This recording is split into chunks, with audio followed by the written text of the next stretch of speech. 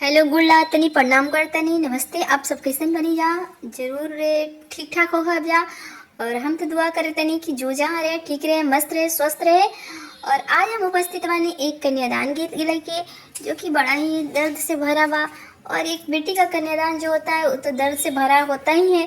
तो आज हम उपस्थित बानी कन्यादान गीत लेके, तो जरूर सुनी जा और लाइक करी जा, शेयर करी जा, सब्सक्राइब करी जा। तो एक बेटी अपना पापा से का कहतड़ी, अपना दर्द बयां करतड़ी, तो सुनी है जरूर।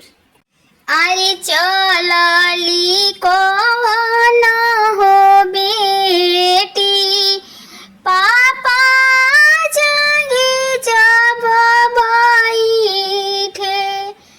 अरे चलली कौन हो बेटी, पापा जागे जब बैठे।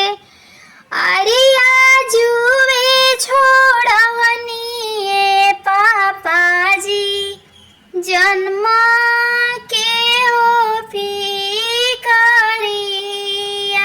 अरे आजुए छोड़वनी पापा जी, जन्म के हो फिकरिया।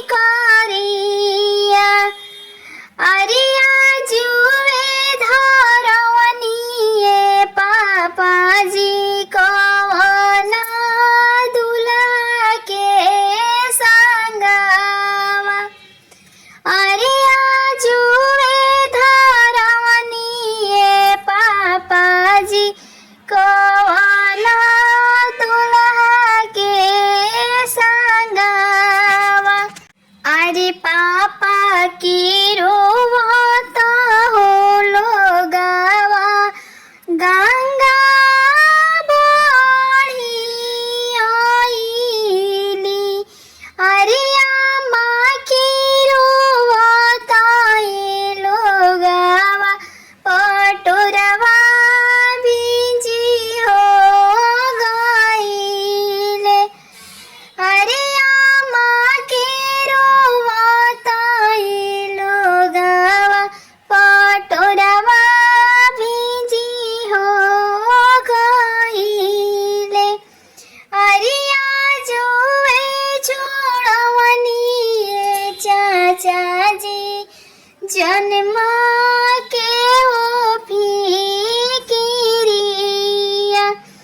अरे आजुए धरवनी चाचा जी, कौन दूल्हा के संगवा। अरे चाचा के रोवाले हो लोगवा, गंगा बढ़ी आईली। अरे चाची के रोवाले हो लोगवा, पटोरवा भिंजी हो गईले। अरे चाची के रोवाले हो लोगवा, पटोरवा भिंजी हो गईले। अरे चलली कौन हो बेटी, पापा जागे जब बैठे। अरे आजुए छोड़वनी